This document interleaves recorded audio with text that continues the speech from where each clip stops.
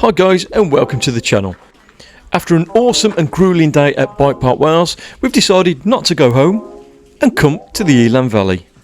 So come and join us and see what this place has to offer.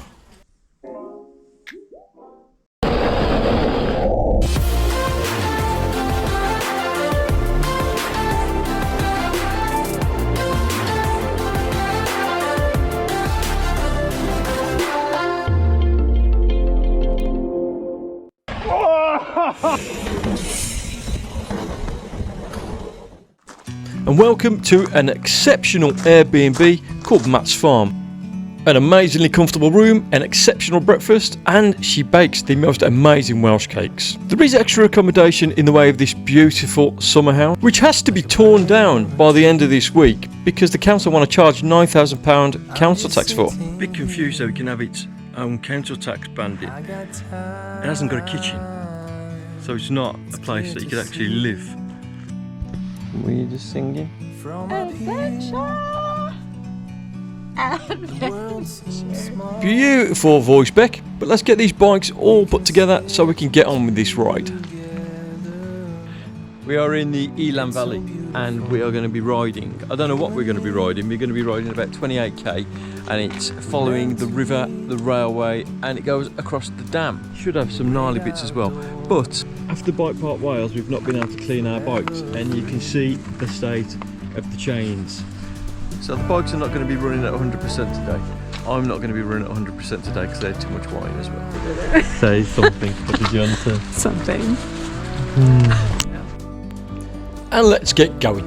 We parked the other side of this bridge in probably a bit of a dubious location, but we're about 3 miles away from Elan Valley Visitor Centre. 3 miles of this incredible level, no gradient whatsoever, single track, which was a great warm-up. Single track open, and the valley starts to open out, giving you a view of traditional Welsh structures and the epic journey that's to come. Continuing on the single track trail, following the reservoir on the right hand side. Oh, they've opened the dam, look. You start to get some amazing views and appreciation for the amount of people that actually come to this place.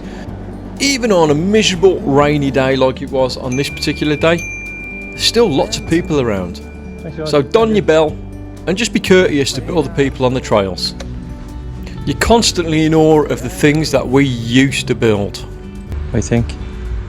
It's gorgeous. Absolutely stunning.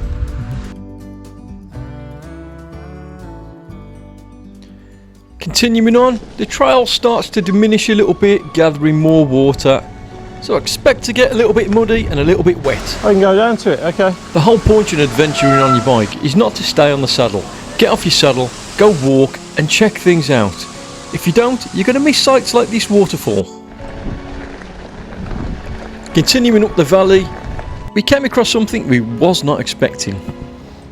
At some point it looks like this amazing house had a bit of fire damage and it's just been forgotten.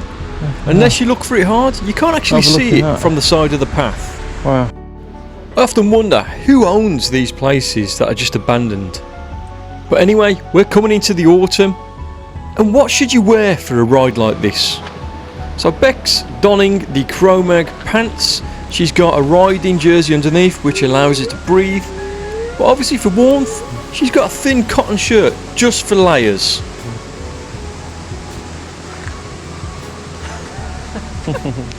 And as for myself, I'm not really a victim of fashion. So I've just got some sweatpants on. Can't go anywhere without my 510s. I wear clips. Nice breathable sweatpants. I've got a drizzle and windproof lightweight Deity Mac, and of course don't go anywhere without a helmet. If you do, you're an idiot. Just when you think the views are already amazing, we're now met with this amazing slot canyon. Feel the temperature drop as you come in. And because we are going through farmland, of course you're going to come across lots of gates. Please be mindful to shut these gates behind. We don't want Farmer Giles's sheep running all along the trails. Don't worry if you can't navigate yourself around good. There are plenty of signs and information boards along the way on these trails. There are also amenities, which was a really good touch. At this point of the ride, we now have to get across to the other side of the reservoir. I was actually expecting this next bit to be pedestrianised. It wasn't, so please be careful, there's only enough room for one vehicle at a time as you cross this dam. Adventure! How often can you say you've been across a dam on your bike? Slightly uphill and then we're on for an awesome time. Bit of road all the way down. For energy, we spent the majority of the day eating Welsh cakes that we bought from Matt's farm. The Welsh cake of life. Yummy. Motorised vehicle behind. Left, right, vertical behind. What? What? What? What did you say? So there's a motor vehicle behind. You dickhead. What? Lost in translation comes to mind.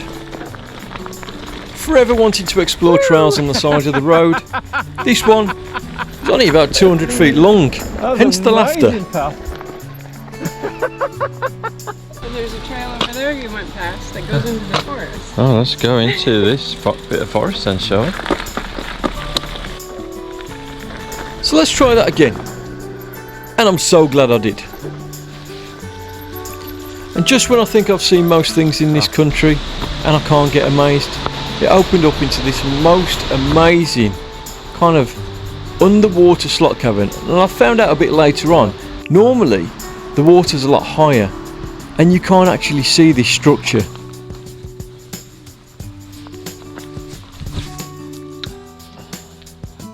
And the surprises keep coming. Just as we were about to ride off, we came across these tree stumps that have been carved into pieces of art. I don't know who's done them, but whoever it is, they're extremely talented. Sometimes when you're on a bicycle, you can definitely lose sight of what you're actually here for, and that's to be outside and enjoy your surroundings. So again, please get off your saddle and explore. If you come across this church we're about to come up to now, you're right next to some blue and red mountain bike trails. We didn't ride them this time, we'd already been to the bike park the day before, so we thought today was just going to be a sightseeing ride. And you can't do sightseeing without looking at old churches. Churches aren't really my cup of tea, but you've got to appreciate the architecture. At this point we're about 18 miles into a 24-mile ride. We're getting pretty tired, so we're grateful for any type of downhill. But the last third of the ride, you're going to be hiker biking quite a lot. And this is definitely where it turns into a bit of a mountain bike ride. We've got some extensive downhill sections. We've even got some river crossings. Oh, that was easy. Don't forget you are doing these sections at the end of your ride, so make sure you're hydrated and you're fueled up. When you're tired, you can often try and rush a ride in order to get back. Please don't do that. Take your time and still enjoy the scenery, because the last third of this ride is the most spectacular. Oh, fucking hell. That's deep. Did I mean spectacular? Or did I actually mean terrifying? You got some really exposed ridge rides to do now. Bit sketchy. It's a long way down. Talking about down, this downhill section took about 3 minutes from top to bottom. Be aware there are walkers on here. I think we accidentally stumbled across a walking trail, not a cycle trail. So just be mindful, if you do get lost a lot like me, to be courteous to other people on the trails. And definitely be mindful on the weather conditions. This is Wales, it is wet quite a lot. We were kind of lucky this day, it did rain a little bit, but if it was torrential here at this time, it would have been quite dangerous because of all these I thought routes. we'd done enough bike parking. I thought we'd finished with the bike parks for the week. I found the fence with my handlebar. Oh, nice. Oh, nice. Nice. As we're coming towards the end of our ride, we're looking back on what we've actually done today. We've taken in so many sights that ordinary people just don't do unless you've got a bicycle and you get out there and start enjoying the outside. Elan Valley was breathtaking. If you're looking for something in the way of downhill mountain biking, it's definitely the wrong place. If you're looking for an adventure and you want to explore, it's definitely the right place. Not today. I suppose if you've never been to Canada and you want that Canadian vibe, this really reminds me of Vancouver. But if you did get to the end of the video, guys, thank you for watching. Like and subscribe if you haven't already. It makes a world of difference to the channel. What an adventure.